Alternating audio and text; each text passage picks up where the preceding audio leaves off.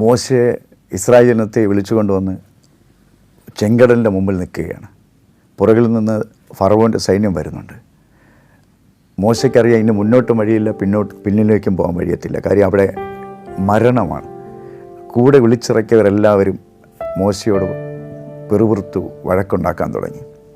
സത്യത്തിൽ പറയട്ടെ, വിളിച്ചിറക്കിയ മോശയ്ക്ക് പോലും അറിയത്തില്ല മുമ്പിൽ ചെങ്കടലിനകത്ത് വഴി ഉണ്ടെന്നുള്ളത്.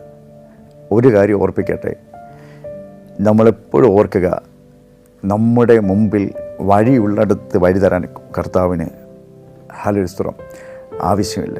വഴിയില്ലാത്ത ഇടത്ത് വഴി തരുന്ന കർത്താവുണ്ട്.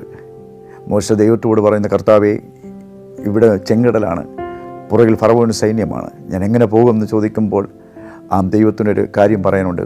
അത് വിളിച്ചിറക്കിയ നിങ്ങളെ ഈ ചെങ്കടലിനകത്തും വഴി തുറന്ന് നിങ്ങളെ മുന്നോട്ട് വിടാൻ കഴിവുള്ള ദൈവത്തെയാണ് നിങ്ങൾ അനുസരിച്ചിരിക്കുന്നത്. അതുകൊണ്ട് വഴി തുറക്കാതിരിക്കുകയില്ല. അത് വലിയ ജീവിതത്തിൽ വലിയൊരു സത്യമാണ് കേട്ടോ.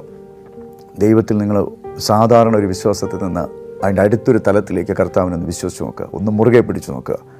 ഏത് തോറ്റയിടത്തും ആ ജീസസ് നമ്മൾ